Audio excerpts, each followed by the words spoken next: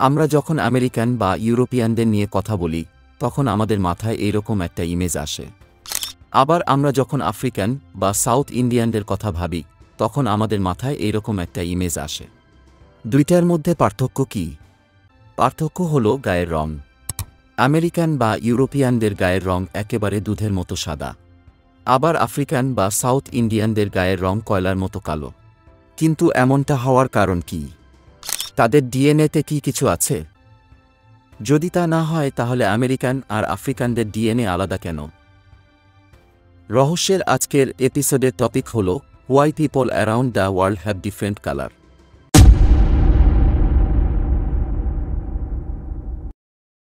প্রথমে আসি, একজন মানুষ সাদা বা কালো কেন হয়?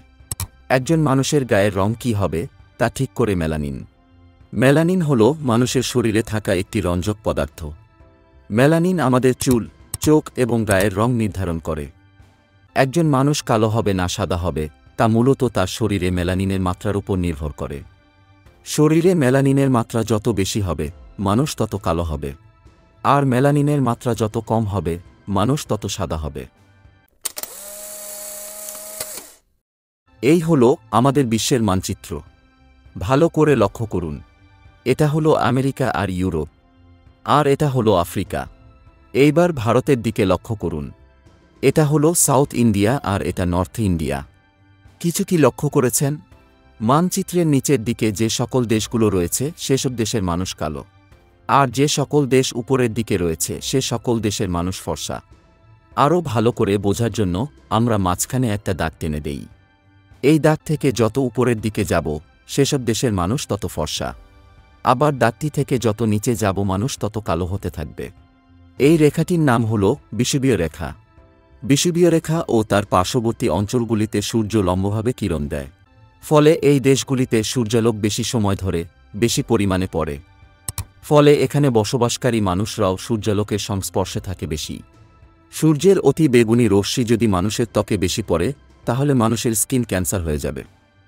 তাই সূর্যের এই অতি বেগুনি রশ্মিকে ঠেকাতে আমাদের শরীর বেশি পরিমাণে মেলানিন প্রডিউস করে, যাতে সূর্যের অতি বেগুনি রশ্মি আমাদের শরীরে প্রবেশ করতে না পারে।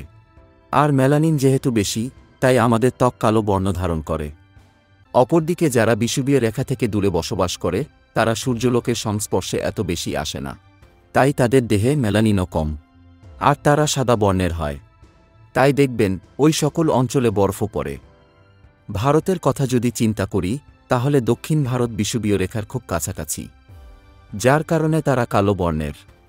আবার যদি আমরা উত্তর ভারতের কথা বলি তাহলে দেখবেন কাশ্মীরের মানুষ সাদা বর্ণের, কিন্তু যারা মাঝামাঝি বসবাস করে তারা মিশ্র, অর্থাৎ এখানে সাদা বর্ণের মানুষও আছে, আবার কালো বর্ণের মানুষও আছে, আবার শ্যাম বর্ণের মানুষও আছে।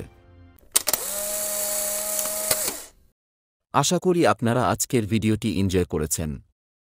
আমরা সবসময় চাই যাতে আপনাকে নতুন কিছু জানাতে পারি। দেখা হবে রহস্যের নতুন কোনো এপিসোডে।